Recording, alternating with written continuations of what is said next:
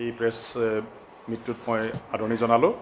আৰু ধন্যবাদ জ্ঞাপন কৰিছোঁ। আজি আপোনালোকক এটা বিশেষ উদ্দেশ্যৰ বাবে ইয়াত আপোনালোকক আমি নিমন্ত্ৰণ জনাইছোঁ। ইতিমধ্যে গম পাইছেই যে আমাৰ অসমত 3 ফেজ ইলেকশ্যন ঘোষণা কৰিছে। আমাৰ কোকৰাঝাৰ জিলাত আমাৰ 3rd ফেজত আমাৰ ইলেকশ্যনটো হৈছে। আমাৰ 6 এপ্ৰিলত আমাৰ ইলেকশ্যন অনুষ্ঠিত হ'ব আৰু সেই 6 তাৰিখৰ ইলেকশ্যনৰ আমাৰ যি প্ৰাৰম্ভিক যি আমাৰ প্ৰচেষ্টা অলৰেডি আপোনালোকক আগতেও মই জনাইছিলোঁ আমাৰ আৰম্ভ হ'লেই আৰু ইতিমধ্যে আপোনালোকক আজি এটা বিশেষ কাৰণে আপোনালোকক আমি আজি ইয়াত নিমন্ত্ৰণ জনাইছোঁ, কিয়নো আমি সদায় ভাবোঁ যে আমাৰ গোটেই ডেম'ক্ৰেটিক যিটো প্ৰচেছ, আমাৰ পোল প্ৰচেছটোত মিডিয়াৰ এটা গুৰুত্বপূৰ্ণ এটা ভূমিকা এটা আছে আৰু বিশেষকৈ আজি আপোনালোকক মতা উদ্দেশ্যটো এইটোৱে, আপোনালোকৰ মিডিয়াৰ দ্বাৰা আমি এটা আমাৰ এৱেৰনেছ এটা আমি ক্ৰিয়েট কৰিব বিচাৰিছোঁ ৰিগাৰ্ডিং যিটো আমাৰ এটা নতুন যিটো এবাৰ এটা পদক্ষেপ আমাৰ ইলেকশ্যন কমিশ্যন অফ ইণ্ডিয়াই যিটো লৈছে আৰু এবচেণ্টি ভোটাৰসমূহৰ ক্ষেত্ৰত। আপোনালোকে গম পায় যে আমাৰ যোৱা বছৰ 2020 চনত ক'ভিডৰ পৰিপ্ৰেক্ষিতত কিছু আমাৰ ইলেকশ্যন কমিশ্যন অফ ইণ্ডিয়াৰ গাইডলাইনছ কিছু সালসলনি কৰিছে আৰু সেইমতে আমি ক'ভিড প্ৰট'কল মানি পেলাই আমি ইলেকশ্যনটো আমি অনুষ্ঠিত কৰিবলৈ আমাক যি নিৰ্দেশনা দিছে সেইমতে আমি আগুৱাই আহিছোঁ। তো এই ক্ষেত্ৰত আপোনালোকক মই জনাব বিচাৰিছোঁ এইভাৱেই যে আমাৰ যি ধৰক আমাৰ অঞ্চলত আমাৰ সমষ্টিসমূহত যিসকল 80 বছৰৰ ওপৰত যিসকল ছিনিয়ৰ চিটিজেন আছে আৰু ধৰক যিসকল মানুহ ধৰক শাৰীৰিকভাৱে সক্ষম নহয়, পাৰ্চনছ উইথ ডিজেবিলিটি বুলি কয়, আৰু ধৰক আমাৰ যিহেতু ক'ভিড এতিয়াও আমাৰ শেষ হোৱা নাই, ক'ভিড আক্ৰান্ত বা ক'ভিড হোৱা সন্দেহৰ যিখিনি মানুহ আছে এই মানুহখিনিৰ ক্ষেত্ৰত আমাৰ ইলেকশ্যন কমিশ্যন অফ ইণ্ডিয়াৰ যিটো নিয়মাৱলী সেইমতে তেখেতসকলক আমি পোষ্টেল বেলটৰ দ্বাৰা, অৰ্থাৎ তেখেতসকলক এবচেণ্টি ভোটাৰ বুলি ধৰি পোষ্টেল বেলটৰ দ্বাৰাই তেখেতসকলক ভোট দিয়া ব্যৱস্থা এটা কৰিছোঁ। এতিয়া এই ক্ষেত্ৰতে আমি আপোনালোকক আমাৰ অনুৰোধ এইটোৱেই, বিনম্ৰ অনুৰোধ এইটোৱেই যে আপোনালোকৰ মিডিয়াৰ থ্ৰুদি যে আমি যদি আমাৰ অঞ্চলত এটা পাব্লিচিটি দিব পাৰোঁ যে যিসকল আমাৰ ছিনিয়ৰ চিটিজেন আছে 80 বছৰৰ ওপৰত যিসকল অৰ্থাৎ লোক, যিসকল ধৰক পাৰ্চনছ উইথ ডিজেবিলিটি বুলি কয়, শাৰীৰিকভাৱে যিসকল লোক সক্ষম নহয়, দিব্যাংগ যিখিনি ব্যক্তি আৰু যিসকলে ক'ভিড আক্ৰান্ত যিখিনি লোক, এই 3টা কেটেগৰীৰ মানুহৰ কাৰণে তেখেতসকলে আমাৰ ভোটগ্ৰহণ কেন্দ্ৰলৈ নাহিলেও হ'ব। তেখেতসকলে পোষ্টেল বেলটৰ দ্বাৰাই, যিটো পোষ্টেল বেলটৰ আমাৰ প্ৰক্ৰিয়া এটা অলৰেডি আছে আপোনালোকে জানেই আমাৰ ছাৰ্ভিচ ভোটাৰসকলৰ ক্ষেত্ৰত, সেইটোৱে সংশোধন কৰি পেলাই আৰু এই 3টা কেটেগৰী মানুহ, যি 3টা কেটেগৰী মই ইমাত্ৰ ক'লোঁ মই, এই 3টা কেটেগৰী মানুহক অন্তৰ্ভুক্তি কৰিছে। অৰ্থাৎ persons with disabilities, senior citizen আৰু ক'ভিড আক্ৰান্ত যিসকল লোক বা ক'ভিডত যিসকলে ক'ভিড হোৱা বুলি সন্দেহ কৰা হৈছে সেই লোকসকলৰ ক্ষেত্ৰত তেখেতসকল পুলিং ষ্টেচনলৈ নাহিলেও হ'ব। তেখেতসকলক আমাৰ মানুহ গৈ পেলাই ঘৰতে তেখেতসকলক পোষ্টেল বেলট দিয়া ব্যৱস্থা কৰা আমি প্ৰক্ৰিয়াটো আৰম্ভ কৰিছোঁ। এতিয়া আপোনালোকে মোক সুধিব যে এইটোতো এটা বৃহৎ এটা প্ৰক্ৰিয়া এতিয়া, কিয়নো আমাৰ গোটেই অঞ্চলত শাৰীৰিকভাৱে লোক অক্ষম লোক কিমান আছে বা 80 বছৰৰ ঊৰ্ধত কিমান মানুহ আছে বা ক'ভিড হোৱা মানুহ বা কিমান আছে আমাৰ, এই গোটেইখিনি কথা কিন্তু আমি অলৰেডি আজি প্ৰায় 1.5 মাহ 2 মাহৰ আগৰ পৰাই আমি প্ৰচেছটো আৰম্ভ কৰিলোঁ। আৰু আপোনালোকে জানে আপোনালোকে ইতিমধ্যে যে আমি যিবিলাক আমাৰ 247টা বুথ লেভেল অফিচাৰ আছে, BLO বুলি কয়,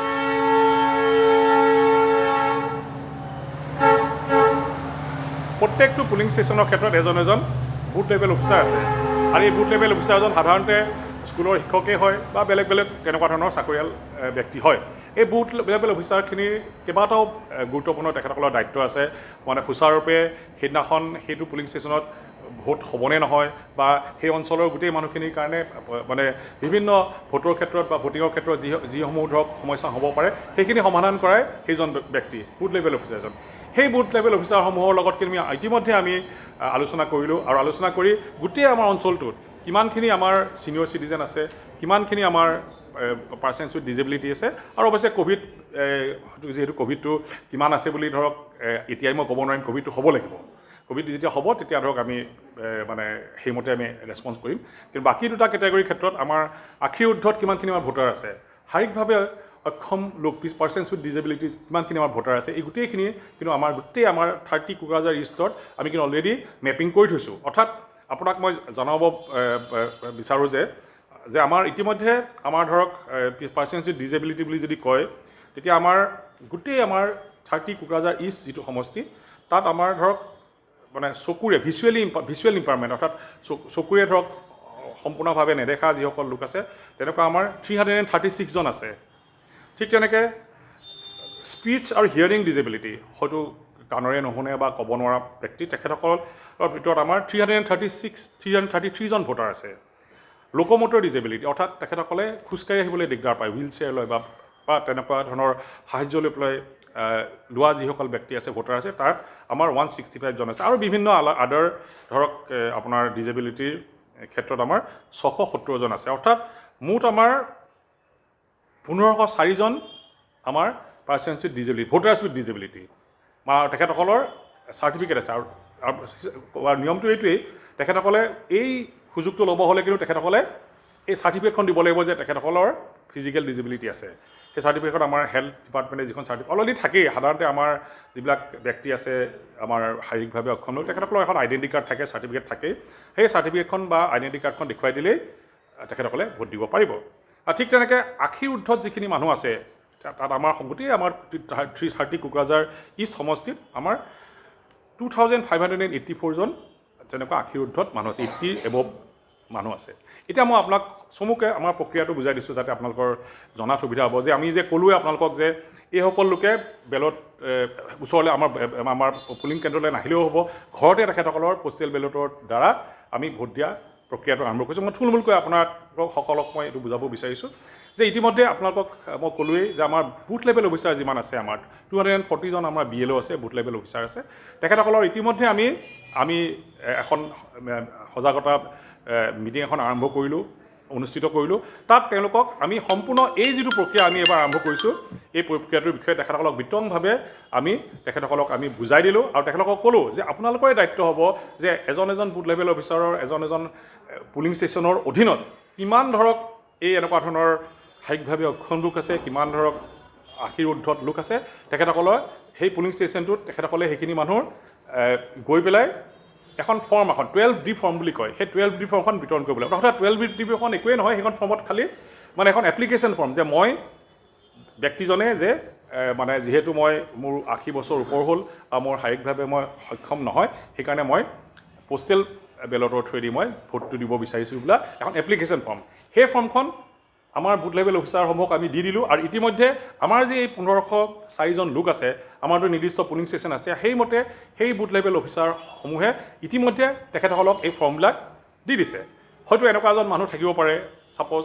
80 ওপৰত আছে মানুহজন, তেওঁৰ ঘৰৰ ওচৰতে পুলিং ষ্টেচনটো আছে, তেওঁ হয়তো ফৰ্মখন পাই পেলাই ভাবিব পাৰে এইটো ভাল হ'ল, মই ইমান লাইন পাতি পেলাই মই নগৈ পেলাই মই ঘৰতে দিব পৰা সুযোগটো মই লৈ লওঁ। তো সেইমতে তেখেতে এই ফৰ্মখন ফিল আপ কৰি দিব লাগিব। ঠিক আছে। ঠিক তেনেকৈ এজন মানুহ এনেকুৱাও হ'ব পাৰে, কিয়নো আপোনালোকে জানে আমাৰ গণতন্ত্ৰৰ যিটো প্ৰক্ৰিয়া, ভোটগ্ৰহণ কেন্দ্ৰৰ বা ভোটত যোৱা যিটো এটা আনন্দ তাৰমানে, সেই আনন্দটো কিন্তু মানুহে উপভোগ কৰিও ভাল পায়। তো সেইকাৰণে সেই মানুহজনে হয়তো ক'ব পাৰে, আৰু আমি এইটোৱে দেখা পাইছোঁ যে বহুত মানুহে আমি তেখেতসকলক কৈছোঁ, আমাৰ বুথ লেভেল অফিচাৰবিলাকৰ আমি ফিডবেক ইতিমধ্যে পাইছোঁ, তেখেতসকলে কৈছে যে আমি চিন্তা কৰিম, আমি ভোটটো আমি এই পোষ্টেল বেলটত ল'ম নে নল'ম, কিন্তু আমি ভোটটো দি পেলাই গৈও ভাল লাগে। আমাৰ গণতান্ত্ৰিক প্ৰক্ৰিয়াটোৰ আমাৰ মানে সফলতাটো এইটোৱেই বুলি ক'ব পাৰি যে তালৈ ভোটটো দিবলৈ যোৱাটো এটা আনন্দ তাৰমানে। সেইকাৰণে হয়তো তেখেতসকলে হয়তো মানে নাযাবও পাৰে, কিন্তু আমি তেখেতসকলক ক'ম যে যিহেতু আপোনাৰ 80 ওপৰত আছে, আপুনি ক'ভিডৰ পৰিপ্ৰেক্ষিতত বা আপোনাৰ হয়তো কষ্ট হ'ব পাৰে, আপুনি ঘৰতে ভোটটো দিয়া আপোনাক সুবিধাটো আমি দিছোঁ। ঠিক তেনেকৈ আমাৰ ইতিমধ্যে আমাৰ BLOসকলে তেখেতসকলক ফৰ্মবিলাক দি দিছে আৰু এতিয়া ছেকেণ্ডলি ফৰ্মবিলাক তেখেতসকলৰ হাতত আছে। আৰু যেতিয়াই আমাৰ নটিফিকেশ্যনখন আমাৰ ধৰক আমাৰ যেতিয়া আমাৰ এই 30 কোকৰাঝাৰ পূব সমষ্টিৰ ক্ষেত্ৰত নটিফিকেশ্যনখন আমাৰ ইলেকশ্যনৰ হ'ব 12 তাৰিখে, 12 মাৰ্চৰ তাৰিখে যিহেতু আমি নটিফিকেশ্যনটো যেতিয়া আমাৰ লাগু হ'ব, সেই নটিফিকেশ্যনখন আৰম্ভ হ'ব আমাৰ 12 তাৰিখে হ'ব নহয়, 12 তাৰিখ মানে 17 তাৰিখৰ ভিতৰত, অৰ্থাৎ 5 দিনৰ ভিতৰত, 12 তাৰিখৰ পৰা 17 তাৰিখৰ ভিতৰত কিন্তু সেই আমি 12D ফৰ্ম 13D 12D ফৰ্মখন যিখন ফৰ্ম আমি দিলোঁ তেখেতক, সেই 12D ফৰ্মখন আমি সেই ভোটাৰজনৰ পৰা আমি পাব লাগিব। কিন্তু কথাটো বুজিছেনে? আকৌ কওঁ মই, এই 12 তাৰিখে আমাৰ নটিফিকেশ্যন হ'ব আমাৰ কোকৰাঝাৰ ক্ষেত্ৰত, আৰু 3rd পেজৰ যিখিনি আমাৰ হেৰি আছে কনষ্টিটুৱেঞ্চি আছে, সেইসমূহ কনষ্টিটুৱেঞ্চি 12 তাৰিখে আমাৰ নটিফিকেশ্যন হ'ব। সেই 12 তাৰিখৰ 5 দিনৰ ভিতৰত, অৰ্থাৎ 17 তাৰিখৰ ভিতৰত আমাৰ যিমান আমি ফৰ্মবিলাক দি আছোঁ এতিয়া আমাৰ আমাৰ আশীৰ ঊৰ্ধত যিখিনি ব্যক্তি বা আমাৰ এই হেৰিখিনি শাৰীৰিকভাৱে অক্ষম লোকসকলৰ তেওঁলোকৰ ফৰ্মবিলাক লগত আছে তেওঁলোকে এই 5 দিনৰ ভিতৰত আমাক সেই ফৰ্মখিনি ঘূৰাই দিব লাগিব যদি মানে ভোট দিওঁ বা নিদিওঁ সেইটো আৰু ঘূৰাই দিবলৈ তেওঁলোকে আমাৰ ইয়ালৈ আহিব নালাগে আকৌ বুথ লেভেল অফিচাৰবিলাকে তেওঁলোকৰ ঘৰলৈ যাব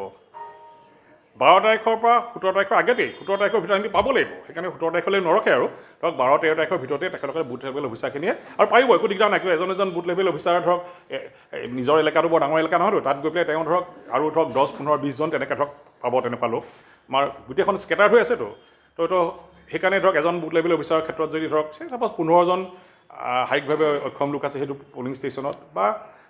10জন আপোনাৰ ধৰক আশীৰ ঊৰ্ধত লোক আছে তেখেতসকলৰ পৰা এই 17 তাৰিখৰ আগে আগে ফৰ্মখন ফিল আপ কৰি আমাৰ ওচৰত আমাক দিব লাগিব এইখিনি কৈ মোৰ আজি এই প্ৰেছ মিটটো ইয়াতে সমাপ্ত কৰিলোঁ ধন্যবাদ